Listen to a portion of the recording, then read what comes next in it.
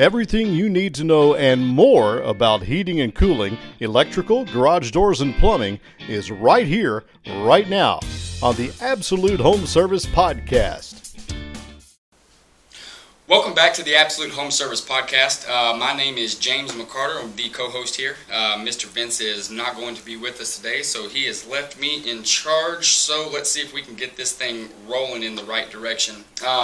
I'm here with one of Absolute Services plumbers. Today we're going to be talking all about plumbing. I'm going to give you an introduction to our plumber here and let him kind of roll with it. So Absolute Home Service Podcast listeners, meet Paul Gerges. Welcome, Paul. Thank you, James. It's awesome to be here today. Glad to be here with Absolute Services for this here episode 6 podcast. Yes, sir.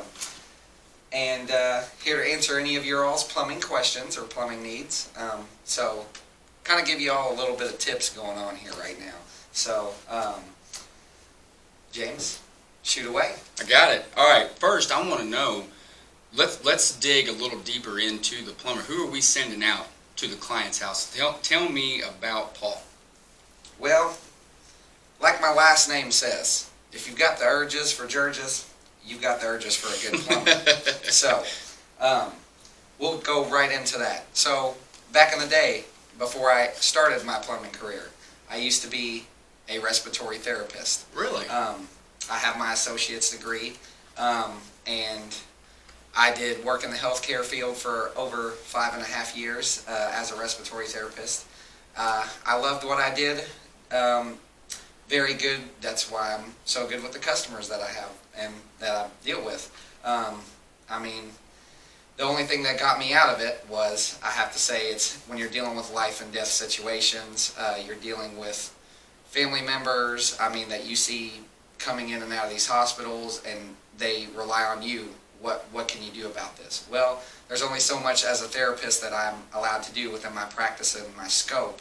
So when you're talking to somebody 1 minute and you're getting to know them really well for that week, and then the next minute you're hovering over them, trying to resuscitate them and bring them back to life, it's pretty hard when you start to build that type of establishment. And 1 minute you're going home with a happy story, 1 minute you're going home with a sad story. Yeah, I definitely wouldn't even be able to begin to imagine. So transitioning from that, how the plumbing field? Now the plumbing field. So my father has his own big construction company, and I used to do a lot of work with him when I was younger. So my father had always taught me, he said, don't put your eggs in the same basket. So in case one falls, my brother, who now runs that company, he's running that side, and guess what? I'm learning all the plumbing and going all the way up as far as I can go. That's amazing, and yes, we hear nothing but amazing feedback on you. So how long have you been doing this? How much time do you have in the practice of the plumbing industry? Now in the plumbing field, I have been plumbing for now 6 years. Okay. Absolutely love what I do. It's always a learning curve. There's always something that you're going to learn. You're never going to say you know everything in this field, because everything's always changing. Yeah, you hit the nail right on the head there. So what kind of services do you provide with Absolute? Like, clogging drains or unclogging drains or anything like that? What do you provide? Well, I provide all of the above. Top services and top quality, and that's all I give. Unclogging drains, I do that with a blink of an eye. Always keeping the customer's house clean, spotless. I'm taught to make the house look better than it was before you got there. So, I understand. Yes, sir. So I've heard you mention it now. Quality. Professional. What makes Paul that? What makes you professional? What makes you the top-notch quality? How do you stand apart from anybody else that I can call? Well, it's just attitude and how you approach the job that you are going to. If you feel like you're getting up every day going to work and you're dragging yourself to work, there's no reason to do what you do. You get out what you put into it, and that's what I believe. I couldn't agree with you more. And I was talking with Vince on the way in this morning, and was just talking about, different things, going over stuff, and he said, Paul's going to be the guy to bring in here and talk about plumbing. That man loves plumbing. I absolutely, and he's exactly right. I mean, ever since I got into this field, from me being an apprentice, going all the way up, I mean, I've done it with a smile on my face. You can have me on a drain and I can get hit with 10 pounds of poo in the face, and I'll tell you what, I'll still have that grin on my face when I'm done with it. I don't know how I'm supposed to process that. Like I see you right now, and you're a good, clean-looking guy. I don't know if I want to see you with poo on your face. Oh my gosh. Well, I mean that just brings it up. So plumbing jobs are not always easy, and they can be very messy. I mean, sound like what you just said. What is it about plumbing that cranks your toilet handle? Well, shoot, I'll tell you what cranks my toilet handle. Is the things that I pull from toilets when I'm sitting here taking care of these customers' clogs and the issues that they are having. Yes, we get into what can be put down the toilet and what should not be put down the toilet. Granted, I mean, there's a lot that comes into play. It depends on the type of fixture you have, toilet that you're using, age of the toilet. We can go into numerous things. I mean, the flushability, the power, the gallons that your toilet is pushing down your drain.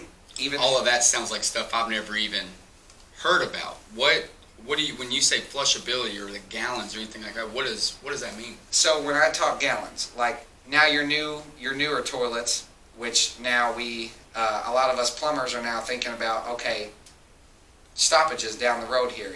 You've gone from now a 3.5 gallon flush tank on a toilet, which is now illegal here in the state of Kentucky. And now we have now moved to the 1.6 gallon flush.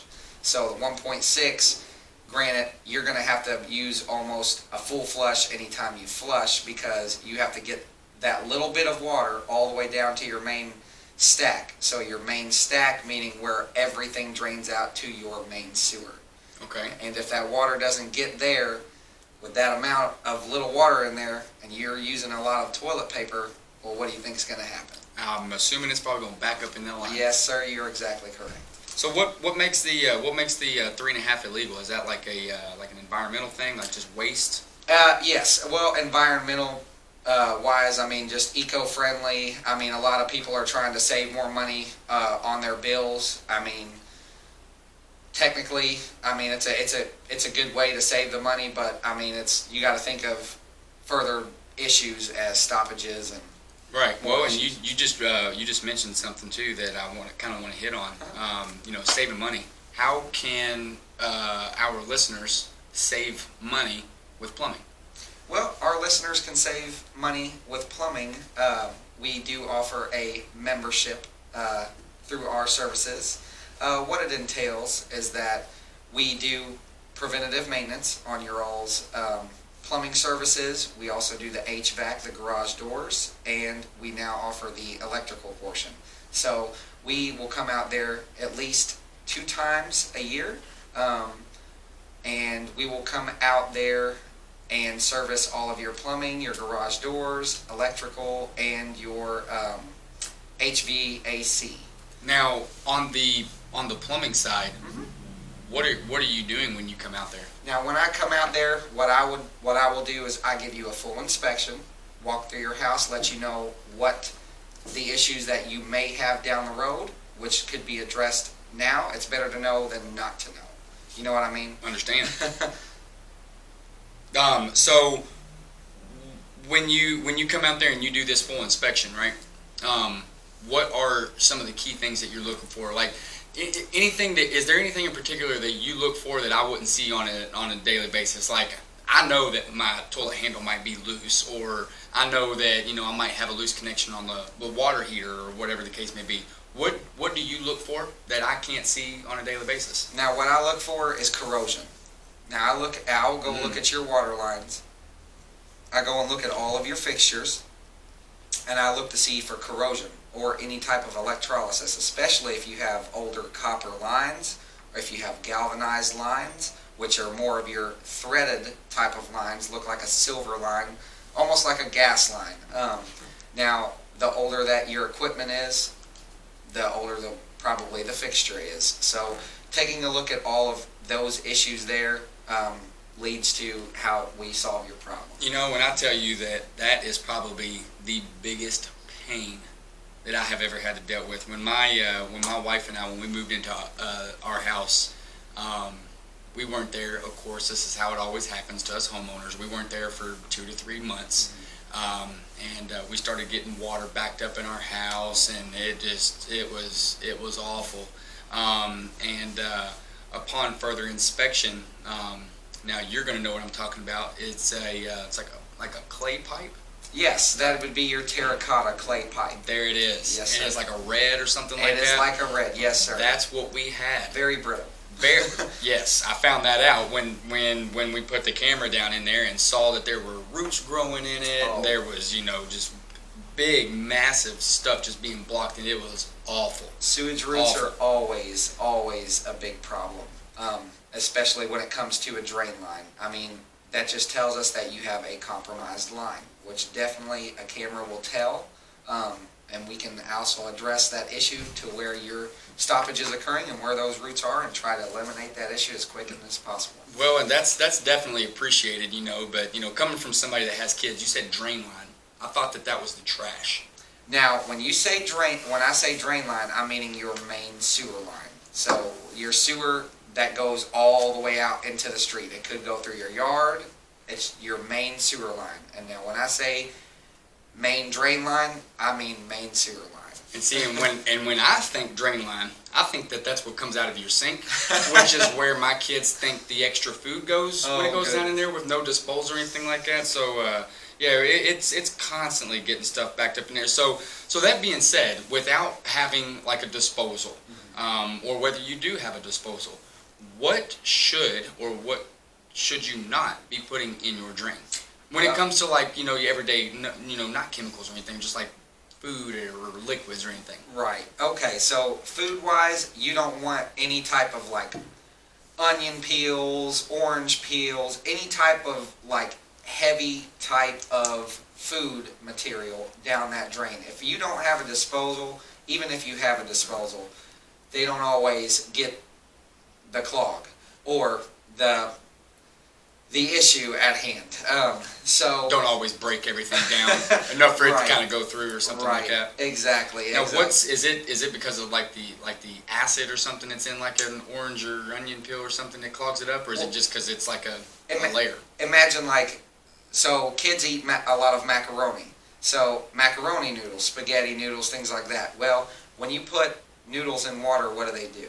Expand. Okay, so when they go down your drain line and the water hits them down that drain line, they expand in that line as well. So what it does to your lines is it causes a massive clog.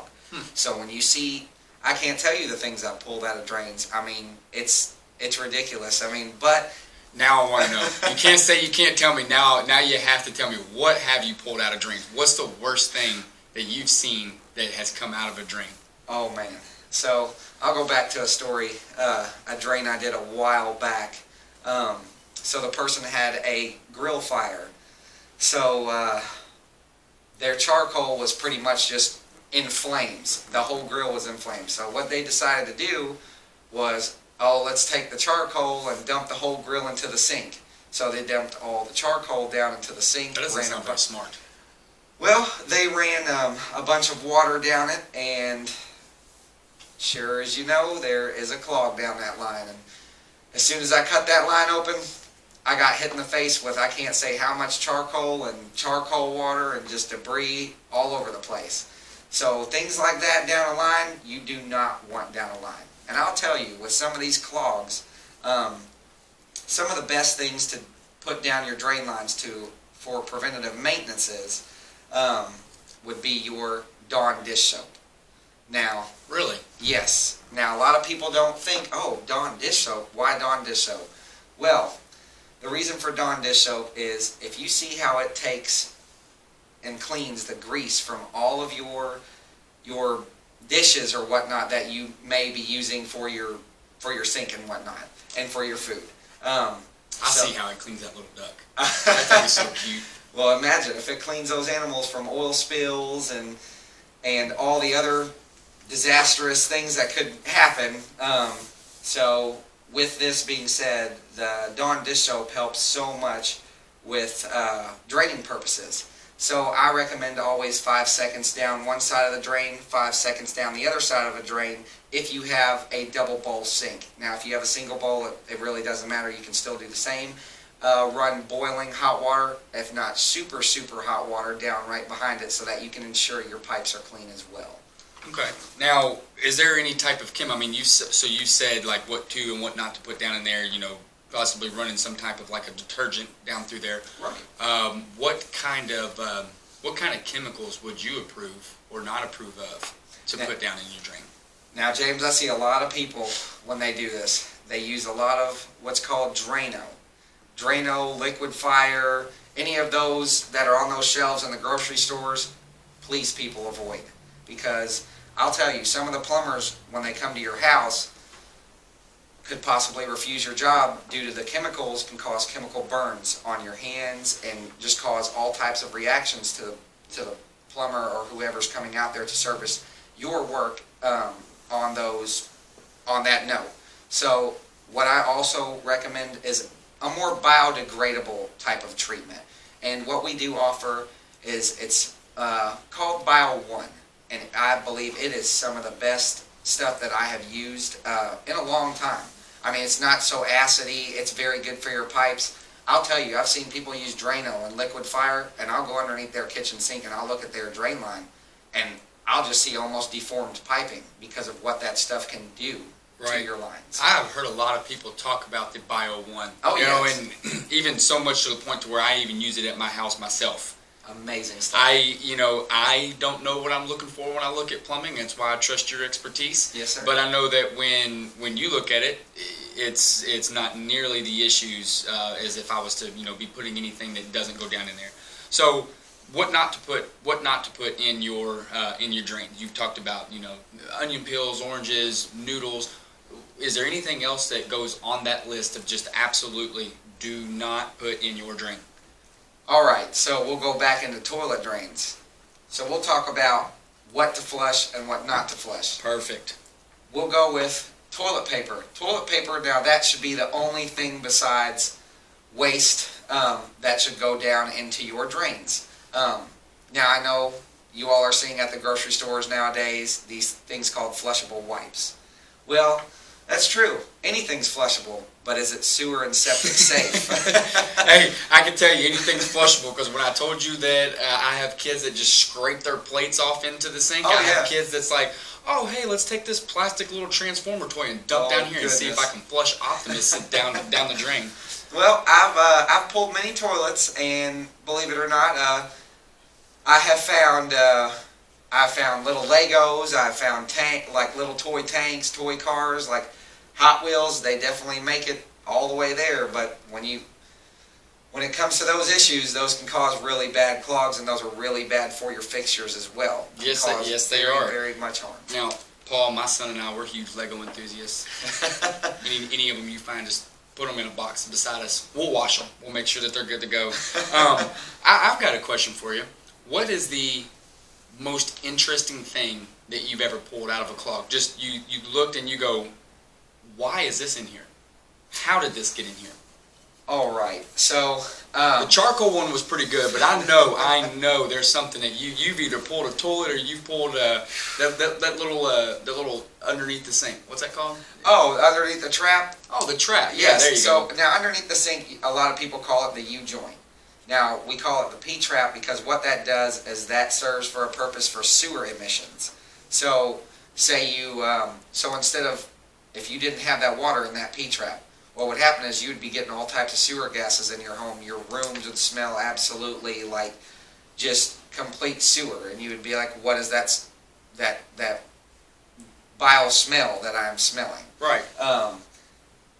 And that is because you have what's called a dry trap. Always make sure that your traps are full, have water in them, and that you have pretty much no sewer emissions, bad smells coming up from your drains. Anything like that happens, call us and we'll be glad to take care of you. Definitely, yeah. We do not like having any vile smells in our house. So the P-trap, you've taken that thing apart. You pulled a toilet. What is? I got a two-parter for you. You popped it off and you said, "Wow, what was it? What'd you see?" Oh my goodness. Well, I've actually pulled numerous things. Well, some families think, oh, the pet fish is dead. So, what do they do with that pet fish? Put it right down the toilet. Flush Nemo. Oh, yes. He did not make it this time. Nemo did not make it this time. Definitely didn't. But I did find Nemo, I'll tell you that. Was augering a drain one time. I wouldn't say it's one of the worst, but it was pretty interesting. The fish was pretty big. A person had a saltwater tank. Just thought they could definitely flush this ginormous clownfish down their drain, and here I come over and stick my auger right down the drain. I'm pulling back, I'm feeling almost like a crunching sound, and I'm just like, oh goodness, what could this be? And they did mention the pet fish, and I pull my auger back, and what do I see on the end of my line? Marlin. Well, I find a marlin, a big old one, a big old marlin. So that sounds like the equivalent of like on the garage door side. Yeah. When there's not too much that we can find, except if we were to, there's wiring or anything, we'd stick our head in the attic. Right. I've ran into a couple of coons up there. Oh goodness. Mice or whatever. But the worst one that I've ever had, do you know those cables that run around the drum? Oh yes. Snakes get wrapped up in those. Oh yes. Yeah. Oh my goodness. Not a fan of snakes. Have you ever seen a snake in a toilet? I've seen pictures and memes, and I'm like, if I ever sit down on my toilet and I see a snake, it would be the last time I own that house because it'd be gone. Now, when I've seen that in the pictures and the memes, I also get freaked out. That's more of what happens in the southern states. I haven't seen really that happen up here in the northern states, but down in Arizona, things like that. Oh yeah, things like that happen all the time. I guarantee it. So. We're going to talk about a couple of other plumbing. We've talked about the kitchen sinks. We've talked about bathroom toilets. So let's talk a little bit about water heaters. What is a classic sign that your water heater may be getting ready to quit on you? Well, first of most, you're not getting sufficient hot water. Could be depending on if you have a gas or electric. There are several options that we would have to look into and diagnose to find out what the issue is. There are only so many parts on a water heater that you can check to find out whether it's having issues, whether it could be an electric element on an electric water heater, or it could be a gas control valve on a gas water heater. There's so many things when it comes to a water heater. I mean, it's just, there's always look, if you have a water heater, newer or older, there should be a little sticker on there that either shows you codes that it's throwing, and then always make sure you're pay attention to those codes when you see that little blinking light on those water heaters. Sometimes you'll say, okay, if I see this light, it's working. Well, always make sure you pay attention to those blinking lights. It'll always tell you what is going on or what's not going on. Now, a lot of these people, they have tankless water heaters now. There's a lot to diagnose in those. Usually what happens, you get a hold of tech support, and they usually go forward and tell you what to do beyond there, and then we'll come in and do all the repairs for you on them. Now, biggest issue that I have with my water heater, I'm sure you get this all the time. Yeah. I can't take a shower for about 3 to 4 minutes, and my water starts getting cold, and when my water gets cold, I don't like that. Oh, goodness. What can we do, Paul? Well, two things about that. Check your burner assembly, which is right there where if you have a gas water heater, right there, it's right underneath the gas control valve. And what we do is we check the burner assembly, making sure that your heat is sufficient, that you're getting sufficient heat, checking all your pilot lights, making sure your pilot lights staying lit, temperature is staying the same, especially when it comes to dealing with electric water heaters, making sure your thermostats are within the same level. Because if you do not have your thermostats on the same level, what's going to happen is the bottom's going to heat or the top's going to heat up hotter than the bottom. So if you don't have simultaneous, if it's not in line with each other, you will not get the hot water that you need. Okay, what can we do to fix it other than checking and making sure our thermostats? Is it possible that it has to be replaced? Now, it can be replaced, and we do offer free estimates for those as well. So, if it does have to be replaced, what we do is we do offer top line equipment, and what our equipment serves is the warranties. Now, the warranties we give, they also are held up with our guarantees. So, like I say, on our water heaters, what we like to do is, if we have to replace them, we'll definitely replace with top quality, making sure that you have hot water within several hours. Okay. Now, is that, as far as like the providing estimates and stuff like that, now I can speak from the garage door side. Do you offer any type of financing for any products or anything like that if we get into the replacement or even the service portion of it? Right, yes, we do offer financing. So with those free estimates, if you do decide to go through us, we do offer financing, 6 months same as cash, or 12 months same as cash, just depending on your credit is what you will pay monthly. And pretty much we get started right then and there, making sure you have hot water by the time we leave with a smile on your face. Well, that sounds like you're doing something that a lot of other people around here aren't. You know, it's providing the estimates, and not only that, but then the financing as well. Providing that yes service is everything. Absolutely. Well, and you're just more or less just building on your credibility from how you originally started in the beginning. You've said a lot, you've talked about it a lot, and talked about just how professional and quality and all of that's really starting to ring true. One thing that I like to ask all these professional trades that come in here. I'm a DIYer, okay? You're yourselfer. Gotcha. I'm the kind of person that likes to, I'll go out into the garage and I'll build a shelf, or if I need to replace a piece of trim around my door casing, I will, or whatever the case may be. I know my limits, right? For your average DIYer, is there any part of plumbing that is for them, and at what point would you recommend saying, call me? Well, there's a lot. So, like I said, normal stoppages for your toilets, things like that. I do see a lot of people try to go out and get these little bitty hand crank snakes at maybe your Home Depot or your Lowe's. Granted, sometimes it could get it, sometimes it can't.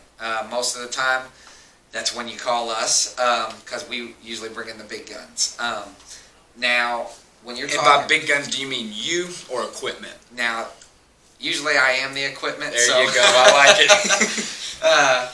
So most of the time, it's me coming out there with my equipment, making sure that you are using, or I am using, proper drain equipment, so that depending on the cable size that you use for your drain, that says everything.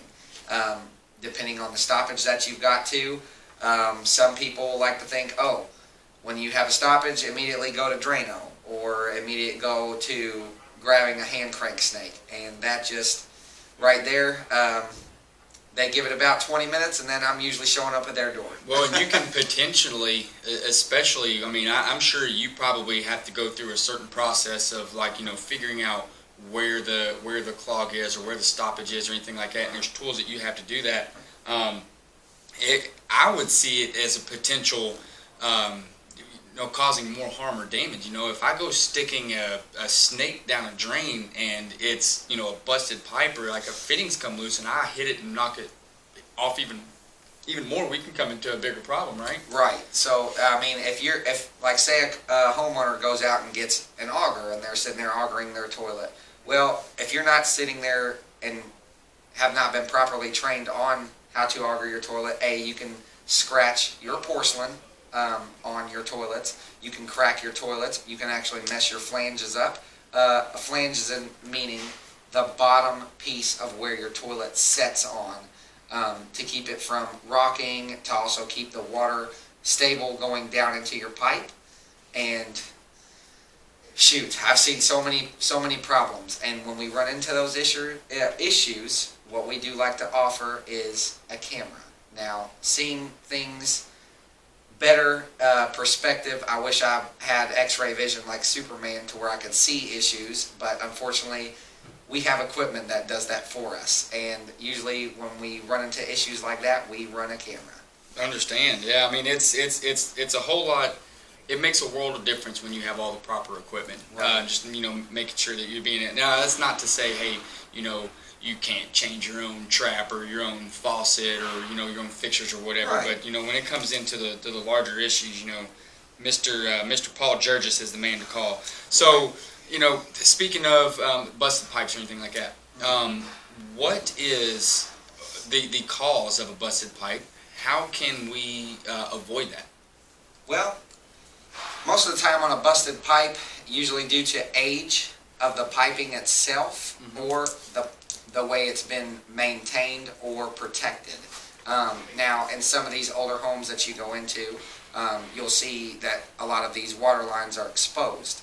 Now, not having it properly reinforced with protection, meaning Armor Flex, almost like a foam padding going all the way across your water lines, preventing freezing purposes. So a good thing that I can tell a homeowner to do is when it's cold outside, if you've got those older fixtures, leave that faucet just a little bit dripping, just so that you can ensure that you've got proper flow through your water lines, so that you can ensure you don't have any type of just random burst that occur or anything like that. Now, we can get into ways of leaks, and we will look at your spigots, your outside. So say hang on. You said spigot. Now I seen how it's spelled. Now I got a question. Yeah. Is it spigot or spigot? Well, here in Kentucky, with that southern accent, I like your answer so far. I like to say spigot, but some people say spigot with a G on it. I like to say the CK on it. So I just like to give it that extra at it. So, there you go. Hey, how do you think our behind the scenes Greg would say it? Spigot. I like it. I love you, Greg. So now you started talking about that. I'm assuming you were going to say leave the hoses twisted off. Yes. So what I want to say on that, especially with it being cold, like a day like today, snowing, very cold outside, temperatures is dropping. I mean, the last thing you want to do is come home from work or walk outside this morning and just start seeing water all over the place, just gushing water. What I do recommend is always taking your hoses off of your spigot, and but I like to call as well hose bibs. So what you'll do is you'll remove your hose line from the spigot itself, and then easily just crank the water on. If you do not have a shut off inside of your home to shut off the spigot from the inside and then drain all of the water from the existing hose line, so that you can prevent leaking purposes. 2 follow-ups. Yes, sir. Hose bib. Never heard that.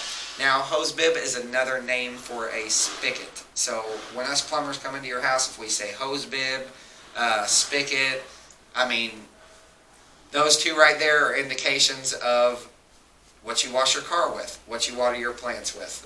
Got it. Makes complete Yes, sense. sir. You definitely learn something every single day. Yeah. Second follow-up.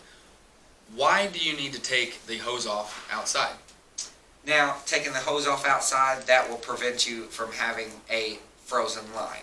Now, say you have your hose wrapped up. So what that water is going to do is it's going to set and it's going to drip into that hose line with it being cold.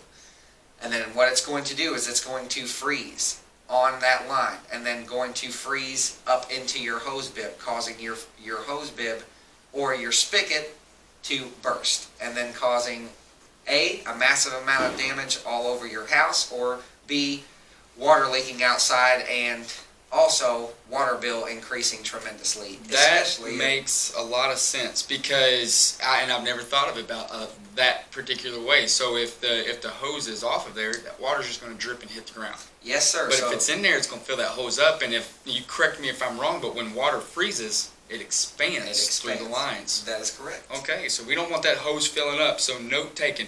I do it anyway. It's one of those things I blindly do because my wife tells me to. I pick my battles. That's not one of them. I don't understand it. I do it anyway. So let's say that we don't have that, that huge catastrophic event of you coming home and just seeing water all over the place, because obviously you can see that leak. I have a leak. I know I have a leak. I see my water bill's gone up, or it's slight. I can see that little meter turning. I can't physically see it. How do you detect a leak? How do you find out where that leak is and where it's coming from? Well, two things. What you do is you can sit there and trace the leak by finding out the fixture or where it's at. So what you'll do is you'll find out where exactly the issue was starting from. So where you're losing pressure, you could be losing pressure in your house. That is another indication of a leak. What you'll do is, you can go out to your water meter outside. If you do have an inside shutoff that shuts off all the water to your home, what I do recommend is shutting off the water to your home, going outside to your water meter, and then opening that up, and then looking to see that that little bitty dial on that meter is spinning. If that meter is still spinning, you've got a problem outside. Now, the little dial on the outside, that's where the main shutoff is? Now, that is where that little dial is spinning, where your water meter is outside of your home. Out in your yard, that is where you will turn off your water if you do not have a main water shutoff in your home. Now, should I know where those are? Yes, you should always know. You should always know where they're.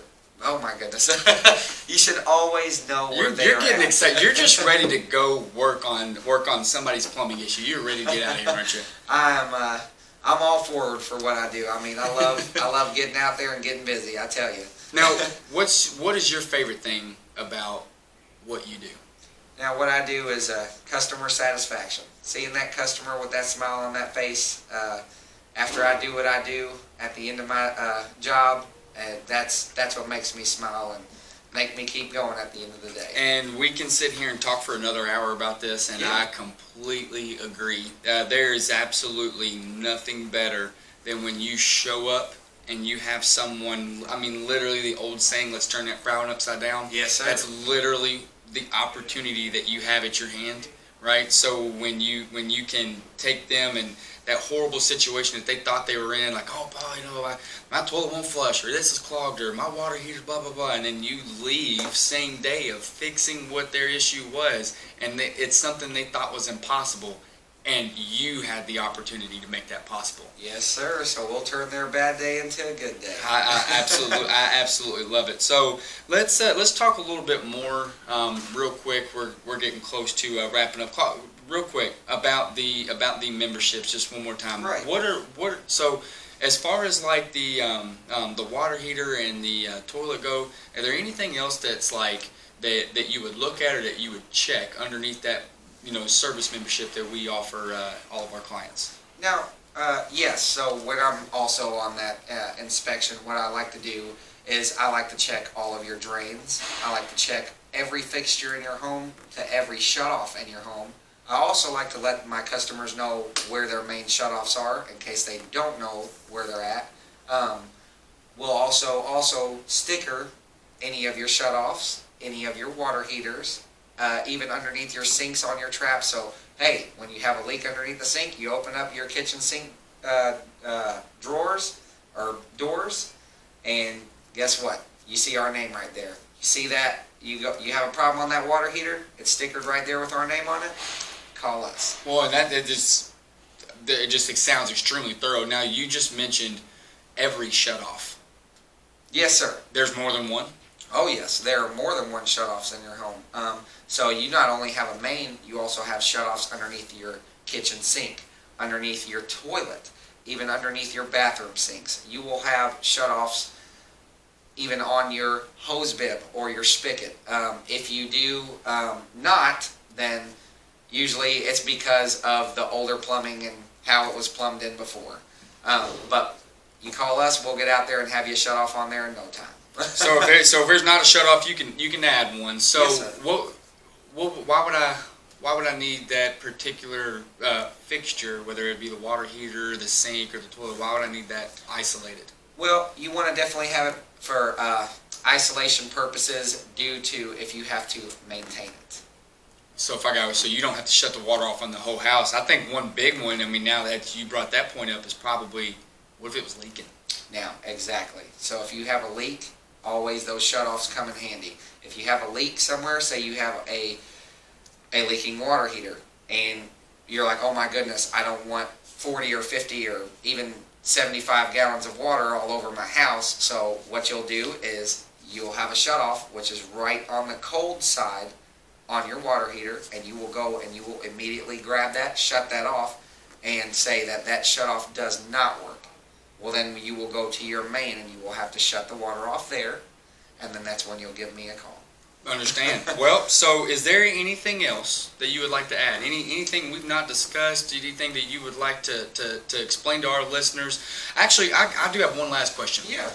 What is I mean, we hit on this earlier as far as DIY. Okay, what are some things that homeowners need to do? Okay, HVAC equivalent, changing out their own air filter if they feel comfortable. Garage door, lubing down the door. Plumbing world. What can our listeners do on their own that they can maintain, short of putting in Bio 1 or some Right. type of detergent? Yes. What can they do to maintain their own equipment? Well, like I said before, especially if you know, like you've got holidays and you've got a lot of family members, guests, people who come over all the time, and they're using a lot of your fixtures, running water, things of that nature. What you'll do is always sit there and always run a little bit more water after you've done a bunch of dishes and you've had a big dinner or a very hefty meal.